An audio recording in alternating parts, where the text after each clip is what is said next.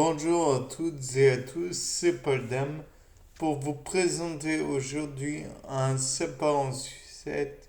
Et aujourd'hui je voulais vous dire que on s'approche doucement de la fin des épisodes de sapin en sucette, mais pour l'instant on va parler de la baudroie des abysses et de sa petite paloupiote, on va pas exagérer, son réactif peut-être de luminescence, enfin bref, voilà son petit vin. Et je me disais que ça ressemble quand même pas mal à ce que pourrait se produire avec le luminol.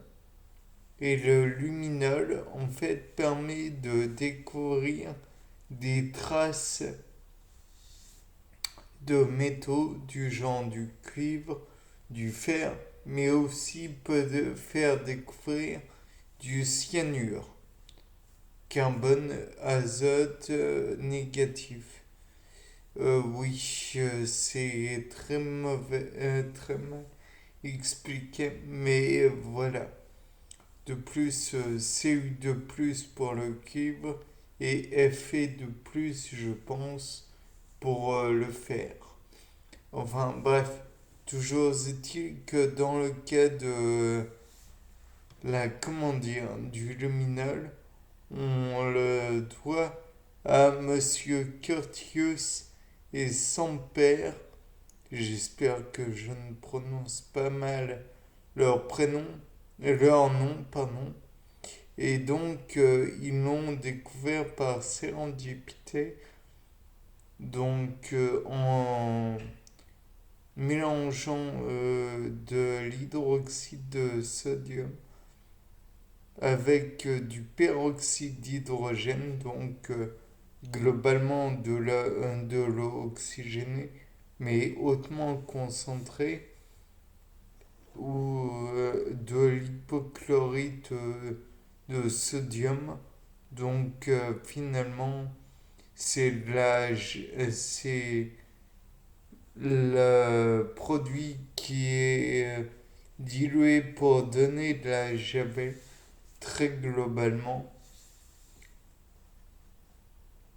Et je me disais que ça ressemblait beaucoup à la, comment dire, à la réaction en question parce que déjà hypochlorite de sodium, je pense qu'il y en a un petit peu dans l'eau de mer et dans les abysses, il est fort possible d'en trouver.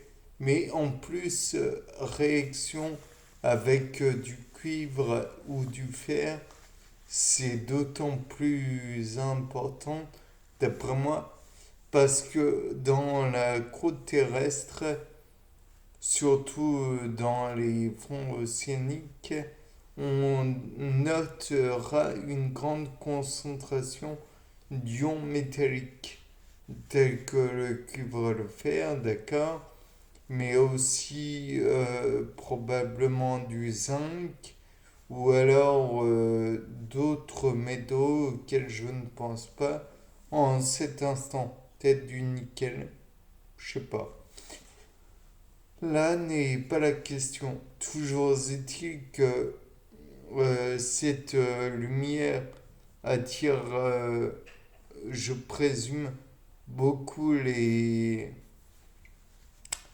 petits crustacés ou autres, pourrait permettre à la baudroie des abysses d'attirer ses proies vers elle, puisque on sait par exemple qu'il est commun pour certains hyménoptères ou diptères ou autres sur Terre au sec, d'être attirés par des lampes qui vont servir lors des barbecues par exemple à griller les insectes pour qu'ils évitent de nuire à la bonne ambiance ou sinon il y a la possibilité de voir d'autres petits animaux être attirés par cette luminosité. Mais dans tous les cas de figure, on peut dire une chose, c'est que la lumière qui sera produite par cette petite source lumineuse de la baudroie des abysses est relativement importante. Elle est très intense. Donc, je présume que ça permet d'attirer les proies et donc d'autant mieux faire en sorte que celle-ci se fasse piéger. Ça tombera pas plus bas. Euh, Ce n'était pas le bas droit des abysses qui a frappé à ma porte, c'était autre chose. Vraiment, bref, toujours est-il que le fait est que les petits animaux des abysses seront peut-être attirés et en même temps éblouis, donc ne pourront pas voir le danger qui se présente à eux et ou alors trop tard. De plus, on notera que ceux-ci sont hypothétiquement aveugles ou très malvoyants.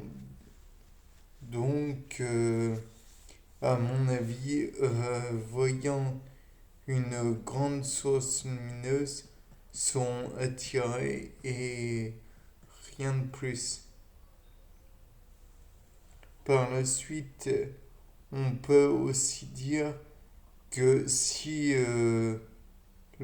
comment dire, l'animal peut attirer d'autres animaux vers lui, il pourrait aussi s'éblouir. Donc, on peut envisager le fait qu'il voit que dans une très forte, très forte luminosité. Et ensuite, on peut aussi envisager que cette petite, cet éclairage sert aussi à faire repérer lors des, comment dire, des recherches pour un partenaire sexuel et donc pour la procréation. Je n'ai pas vu si comment dire, ce luminol ou cette lampe pouvait être utilisée à d'autres fins que pour comment dire, la détection euh, des, comment dire, des, des métaux, mais peut-être est-ce que ce, cette matière lumineuse pourrait permettre aussi de détecter des fluides corporels tels que l'urine, puisque celle-ci réagit avec comment dire, le luminol en question, donc pourrait permettre de détecter détecter les animaux lointains,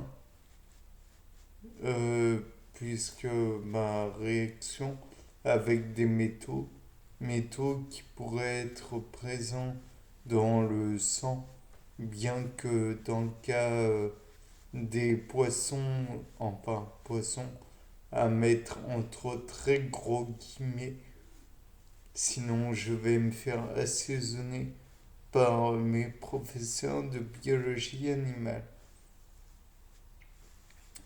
Donc je pense que ça permet à la fois d'éblouir les animaux et en même temps les détecter. Bien, sur ce, c'était Paul Dame pour vous présenter un nouveau C'est pas en sucette. Au revoir.